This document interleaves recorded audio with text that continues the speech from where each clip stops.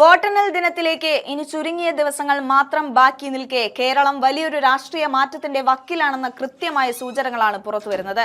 April 9 നടന്ന വോട്ടെടുപ്പിൽ ജനങ്ങൾ ആർക്കൊപ്പമായിരുന്നു എന്നതിന്റെ ഉത്തരത്തിനായി മെയ് 4 വരെ കാത്തിരിക്കണമെങ്കിലും താഴെത്തട്ടിൽ നിന്നുള്ള വിശകലനങ്ങൾ UDFന് വലിയ പ്രതീക്ഷയാണ് നൽകുന്നത്.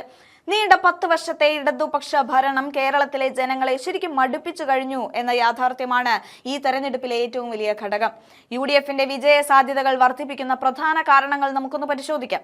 ഒന്നാമതായി, ഭരണത്തലപ്പത്തുള്ളവരുടെ അമിതമായ ധാർഷ്ട്യം തന്നെയാണ്. മുഖ്യമന്ത്രിയും അദ്ദേഹത്തിന്റെ മന്ത്രിമാരും CPM നേതാക്കളും ജനങ്ങളോടും മാധ്യമങ്ങളോടും പുലർത്തുന്ന മോശം പെരുമാറ്റം സാധാരണക്കാരായ വോട്ടർമാർക്കിടയിൽ വലിയ പ്രതിഷേധം ഉണ്ടാക്കിയിട്ടുണ്ട് എന്നതാണ് മാധ്യമങ്ങൾ പറയുന്ന വിശദീകരണം.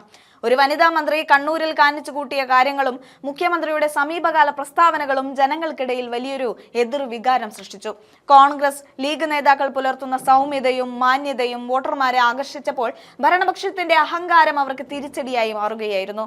വെറും PR വർക്കുകൾ കൊണ്ടോ കൂറ്റൻ ഫ്ലെക്സ് ബോർഡുകൾ കൊണ്ടോ ജനങ്ങളുടെ ഈ മടുപ്പിനെ മറികടക്കാൻ ഇടതുപക്ഷത്തിന് സാധിക്കില്ല എന്നത് ഉറപ്പാണ്. രണ്ടാമതായി, CPMനുള്ളിലെ ആഭ്യന്തര പ്രശ്നങ്ങളും സ്ഥാനാർത്ഥി നിർണയത്തിലെ പാളിച്ചകളും UDFന് ഗുണകരമായി എന്നതാണ് രാഷ്ട്രീയ നിരീക്ഷകരുടെ വിലയിരുത്തൽ. തളിപ്പറമ്പിൽ പാർട്ടി സെക്രട്ടറിയുടെ ഭാര്യയെ തന്നെ മത്സരിപ്പിച്ചത് സ്വജനപക്ഷപാതത്തിന്റെ അങ്ങേയറ്റമാണ്. ഇതിനെതിരെ പാർട്ടിയിലെ തന്നെ മുതിർന്ന നേതാക്കൾ വിമതരായി രംഗത്തെത്തിയത് ഇടതുപക്ഷത്തിന്റെ പരമ്പരാഗത വോട്ടുകളിൽ വലിയ ചോർച്ചയുണ്ടാക്കിയിട്ടുണ്ട്. പയ്യന്നൂരിലെ ഫണ്ട് വെട്ടിപ്പ് ചോദ്യം ചെയ്തവരെ പുറത്താക്കിയതും വിശ്വസ്തരായ പ്രവർത്തകരെ അപമാനിച്ച് പുറന്തള്ളിയതും പാർട്ടിക്കുള്ളിലെ ജനാധിപത്യം എത്രത്തോളം തകർന്നു എന്നത് വ്യക്തമാക്കുന്നുണ്ട്. ഏറ്റവും പ്രധാനമായി G സുധാകരനെ പോലൊരു നേതാവ് ഇടതുമുന്നണിയോട് വിട പറഞ്ഞ് കമ്മ്യൂണിസ്റ്റ് വോട്ടുകൾ UDF പാളയത്തിലേക്ക് ഒഴുകാൻ കാരണമായിട്ടുണ്ട്. യുവാക്കളുടെ വൻതോതിലുള്ള പിന്തുണയാണ് UDFന്റെ മറ്റൊരു പ്ലസ് പോയിന്റ്. കോൺഗ്രസും മുസ്ലിം ലീഗും ഇത്തവണ യുവത്വത്തിന് നൽകിയ അർഹമായ പരിഗണന യുവ വോട്ടർമാരെ ആവേശഭരിതരാക്കി എന്ന് തന്നെ പറയാം.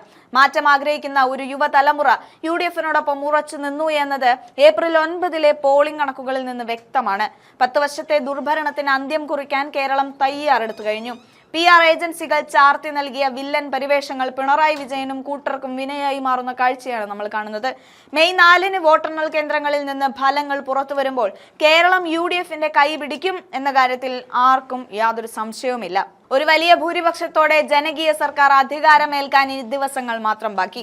സത്യസന്ധമായ വോട്ടുകൾക്ക് മുന്നിൽ ഭരണകൂടത്തിന്റെ ധാർഷ്ട്യം തകർന്നടിയുന്നത് കാണാൻ കേരളം കാത്തിരിക്കുകയാണ് എന്നതും രാഷ്ട്രീയ നിരീക്ഷകരുടെ കണ്ടെത്തലാണ് എന്ന് തന്നെ പറയാം.